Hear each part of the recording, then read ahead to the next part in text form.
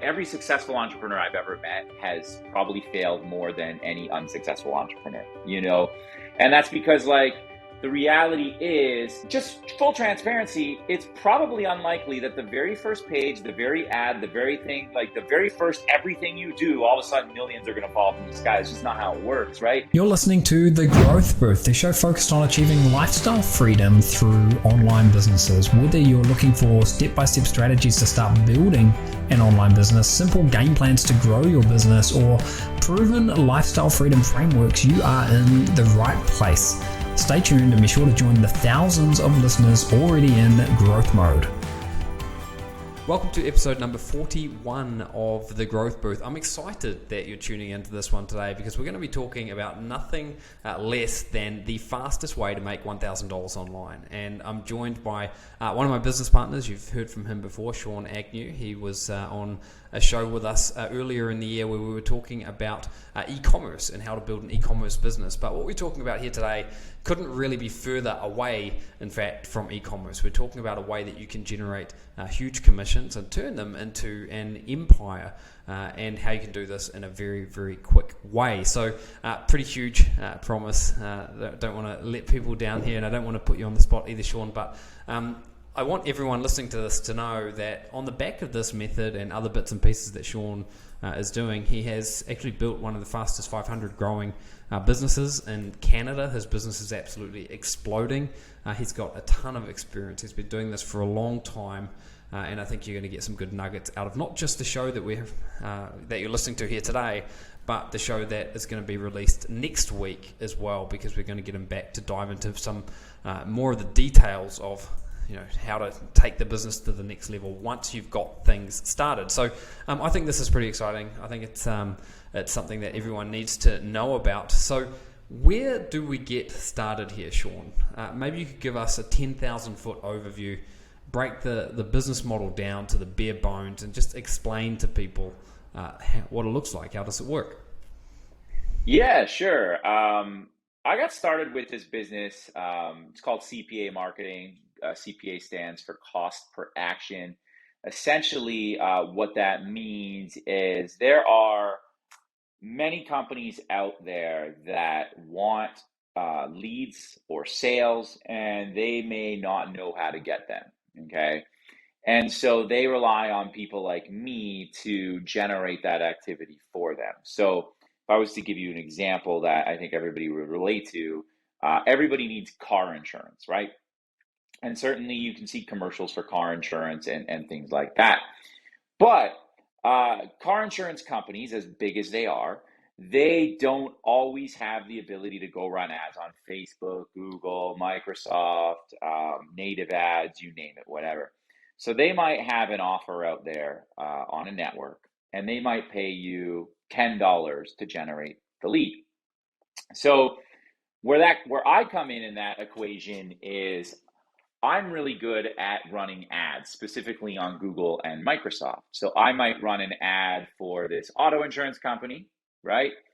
This auto insurance company, when the user, clicks on my ad and they fill out a form, name, email, phone number, whatever their car is, they fill out a whole bunch of things.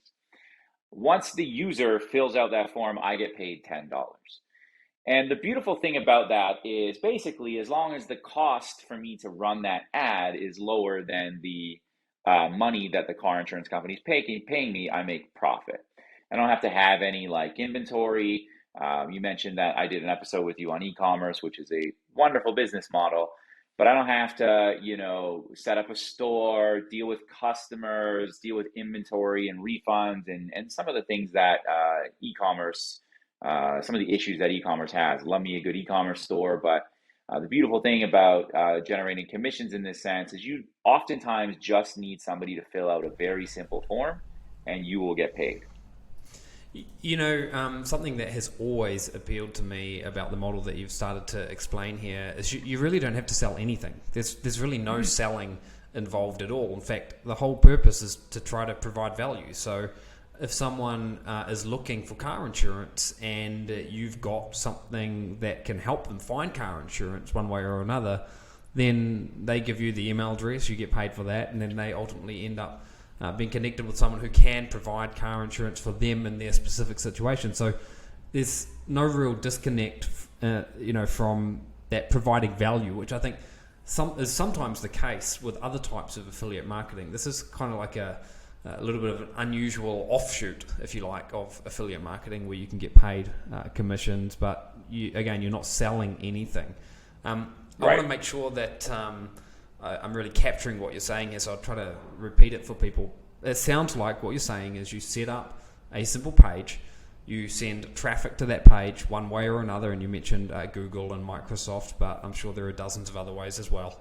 People land on that page, they fill out a form, they submit some kind of information, and then you make a commission. That's, in a nutshell, does that sound about right? Yeah, that's really simple. Like, my job in this scenario is just basically to connect customers with the end advertiser, right? So somebody finds my page, they fill out that page sends their information off to, in the example we were talking about, like a car insurance company. Car insurance company contacts them. They may or may not get car insurance, I don't know, but I will get paid my $10 in that scenario, and it varies. Different offers. Some offers pay you $2, some offers pay you like $50. It really just depends. Yeah. The thing that I really love about this model as well, I mean, you already mentioned how it doesn't have some of the other headaches that we've become accustomed to in e-commerce and other businesses, things like logistics and inventory, things like dealing with customers and clients, things like product support. But one of the things I like about it, other than the fact that it avoids all these headaches, is that you can see income very, very quickly, because you're really turning on the traffic source. You're like flicking a switch essentially and getting that traffic coming in, and this allows you to test really, really quickly. What about the pages that you're building though? I mean, are these big in-depth pages? Are they complicated things to get up? Maybe you could describe a little bit more about what these pages, what sort of shape these pages take.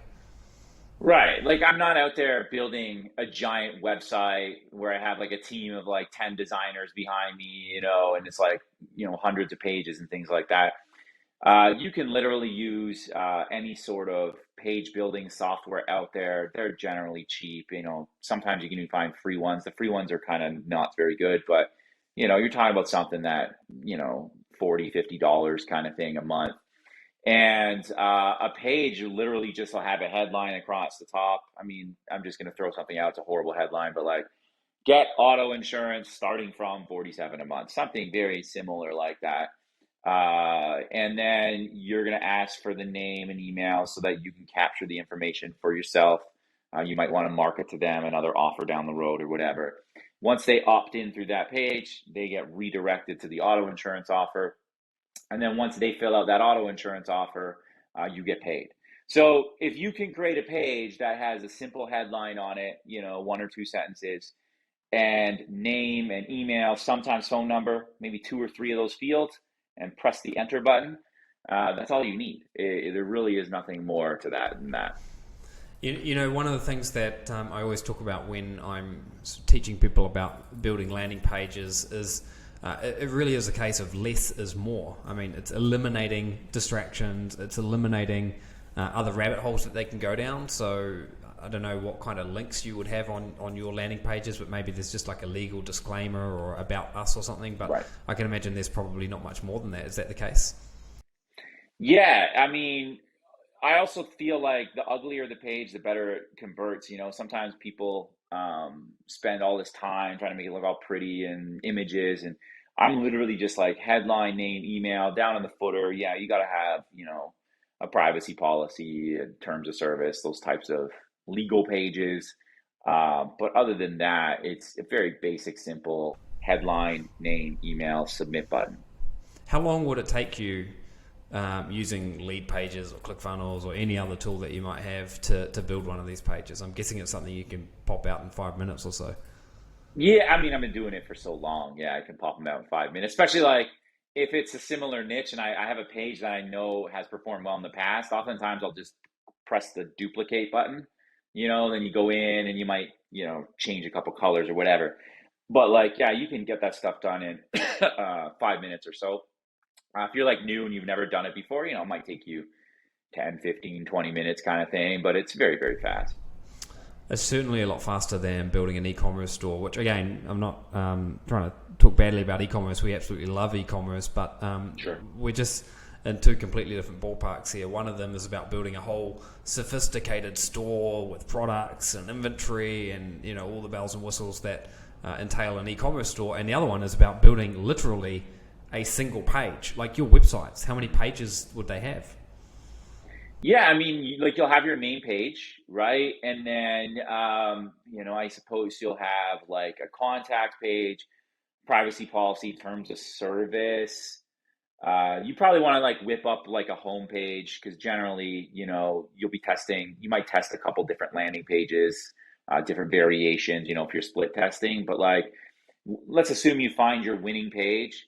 You'll have a home page, a winning page, and then like three like legal contact. That's like 5 pages tops. Yeah, it's You whip that it's up fast. fantastic. I mean, I really feel like if you think about what you would spec out as sort of like a holy grail of online business, you'd want something that had a simple website. You'd want something where you didn't need to deal with customers. I'm guessing that because this is like an offshoot of affiliate marketing, dealing with customer questions and so forth is for whoever you're referring the traffic to.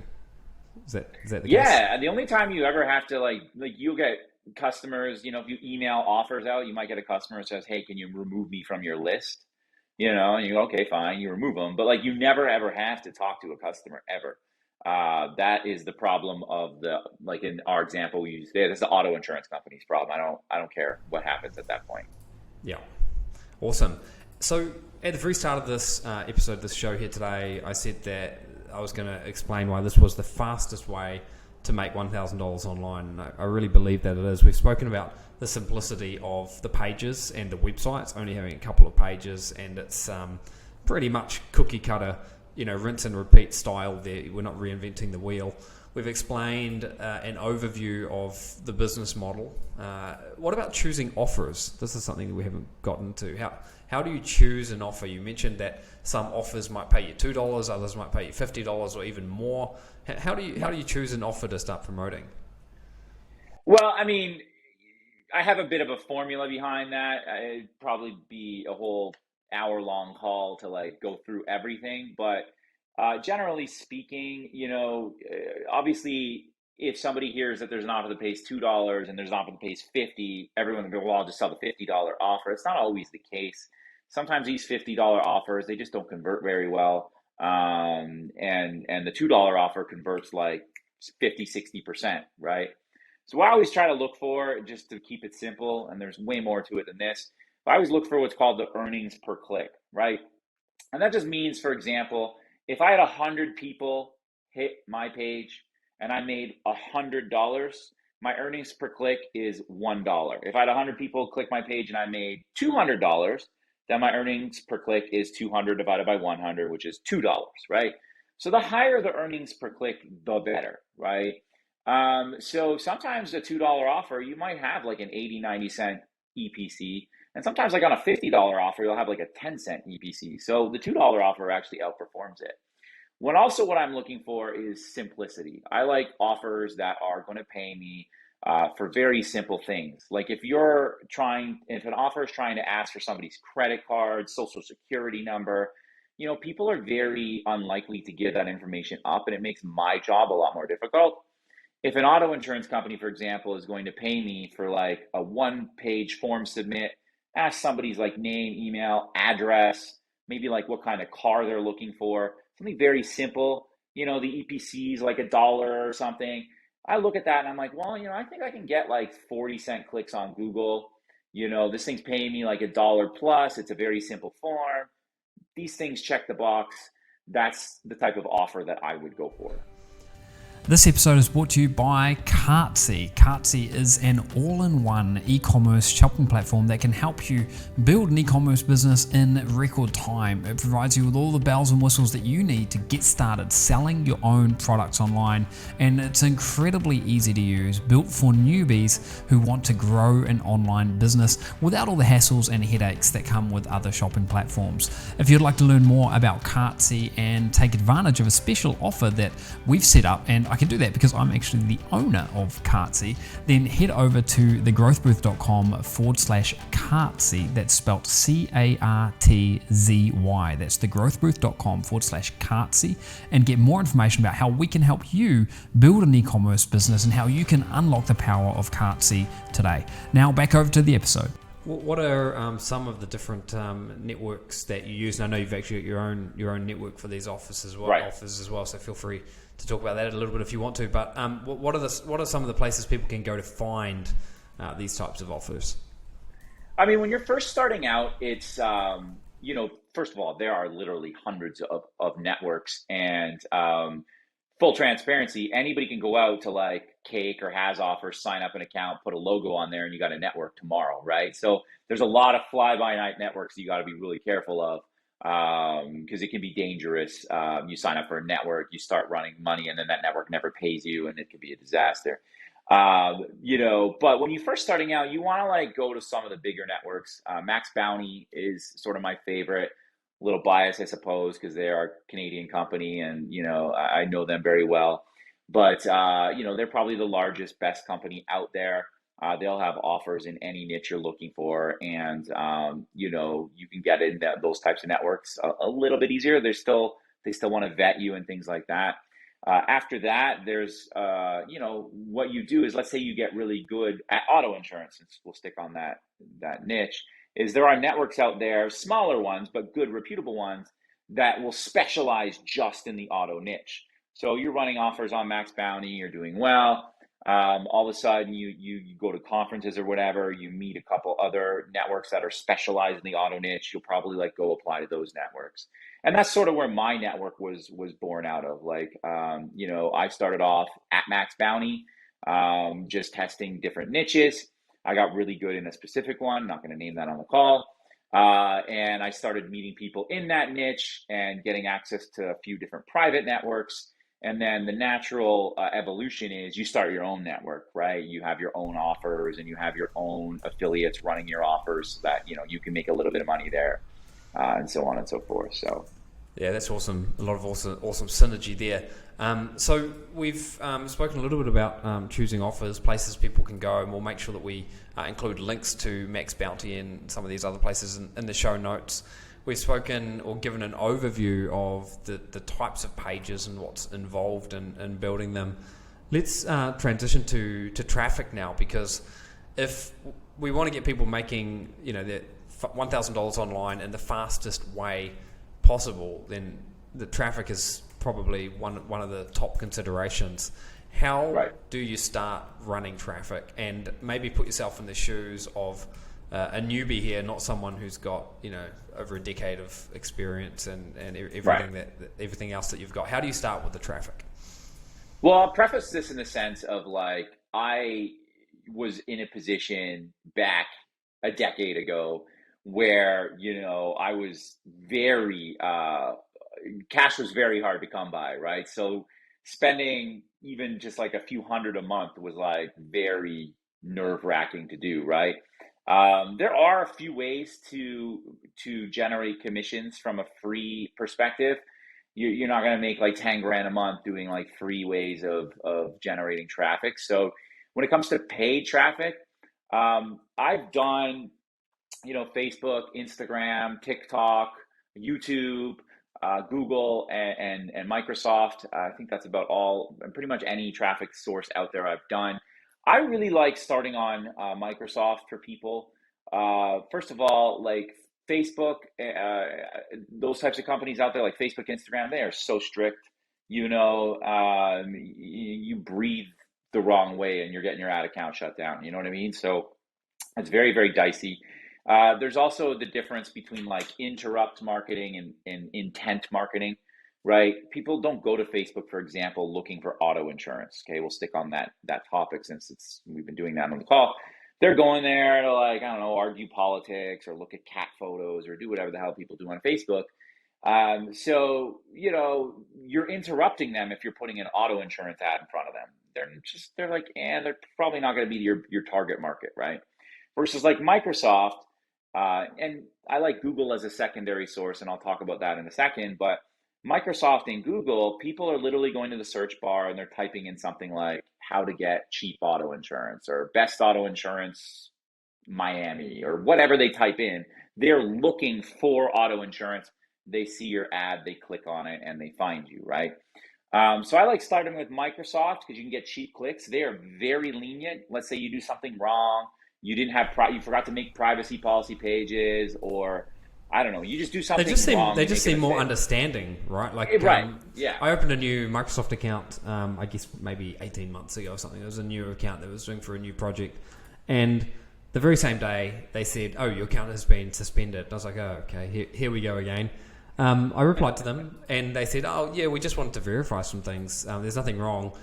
You don't have to worry." And the very same day, they reactivated my account. And it's been good ever since. Whereas Facebook will ban you, and you'll never know why, and you'll never ever be able to talk to a person, and it's just a roll of the dice. I mean, you're playing Russian roulette. Not to mention the fact that when we're talking about Microsoft and even Google, it's just like 1,000 times easier. It's probably, well, you're the expert here, so I'll ask you, but do you think in terms of paid traffic, it's the easiest type of paid traffic? Yeah, so like to your point, Facebook too is a weird platform. Anybody who's run ads, if you like run an ad and you pause it and you unpause it, your costs go through the roof. You trip up the algorithm. You're constantly having to rotate new creatives in, meaning like new images, new videos, new angles. So you're constantly having to like be creative. And I know I'm in marketing, but I'm like not creative at all. I can't even draw a stick figure. It's awful. So when it comes to Microsoft or Google, your ad is literally 80 characters. Like it's like best auto insurance Miami, starting from $79 a month, click now. Like that's it. Like I just made that up, but like literally that would actually probably be a decent little ad. And then somebody goes and they see it and they click. And that's it. You don't get any more crazy than that.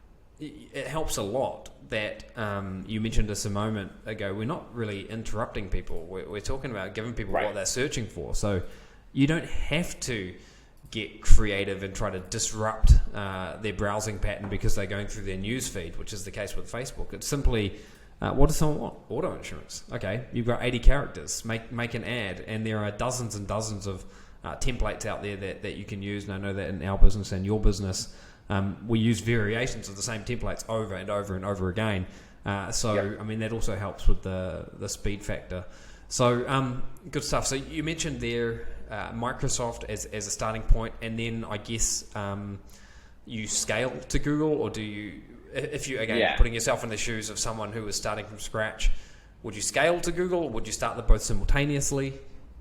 Right. So Microsoft's like your bachelor's degree, your first couple years of university, you're getting your feet wet. You're like, okay, I like this. I'm gonna really get into like, I don't know, I want to be a doctor. Okay. And then Google's like, you go get your master's degree or your 4 years of medical school or whatever the hell, and then you become a doctor, And I say that because like, just think about it, right? When you go to search for something, you're not going to bing.com, you're going to google.com, right? So the traffic, it's just much larger. And that's not to say you can't get results with Microsoft. Like I made millions of dollars just using Microsoft alone before I moved on to Google. And once I moved to Google, it was like, oh my God, well, what took me so long to get here? And Google used to be like Facebook. They used to be very ultra compliant. You do anything wrong, you never talk to them. They were the worst thing in the world. I mean, I lost a Google account like 12 years ago when I first got started.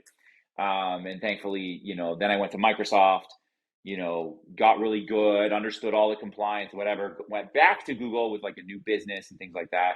And they've been great. And the thing about Google is it's exactly the same as Microsoft, literally the same ad types. The platforms like basically look the same. They're just different colors. Because like whatever Google does, Microsoft just goes and copies. So it is literally like copy everything you did on Microsoft, move it over to Google, and watch your traffic like 10x. I just don't recommend you start on Google, especially if you're new, because the traffic is so much more. If you do something wrong, they are a little stricter. And the last thing I'd want to have happen is somebody new starts up, they do a couple little mistakes, and then they lose their Google account. Versus if you do those couple mistakes on Microsoft's going to work with you. You'll figure it out. You'll get good. You'll learn. And then now that you're like, borderline expert at it, you go over to Google and your business just explodes. Yeah, no, it's amazing, and I've noticed the exact same things in working with Microsoft and Google. I'm sure there are people listening to this though that have been burnt in the past, maybe with paid ads on Facebook or Instagram, or even maybe on Google or Microsoft. There might be people out there thinking, this is just not going to work for me for whatever reason. What would you say to those people who are skeptical about this model that we're introducing here today? I always like to give like a sports analogy. I'm a baseball guy, right? And like in baseball, if you fail 70% of the time, you're a Hall of Famer. You know what I mean? So like I can relate, every one of us, like Aidan and I, every successful entrepreneur I've ever met has probably failed more than any unsuccessful entrepreneur, And that's because like the reality is, just full transparency, it's probably unlikely that the very first page, the very ad, the very thing, like the very first everything you do, all of a sudden millions are going to fall from the sky. It's just not how it works, right?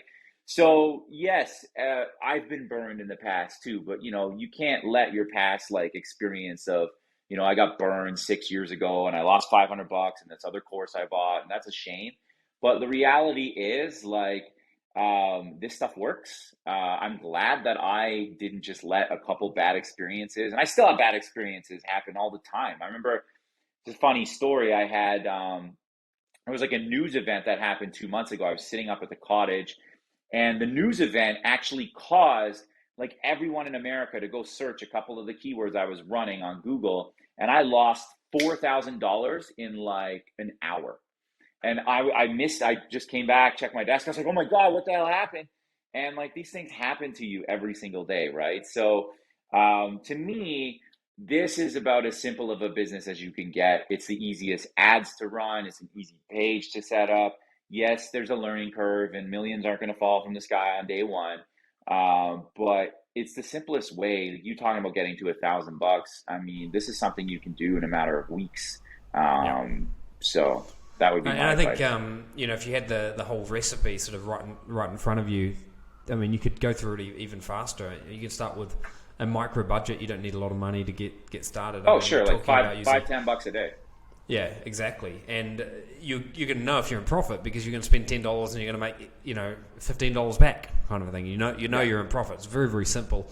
It's not like e-commerce where there are a lot of other margins and bits and pieces to sort of worry about there. So this has been good, this episode. We are just scratching the surface, which is why Sean is going to be joining us again on our episode that will be released next week. And in that episode, we're going to be talking about how you go from this business, which you've built, which might be generating $20 commissions here and there, maybe you're doing $100 a day, and how do you take that and turn it into a business which could be earning you millions and millions of dollars a year.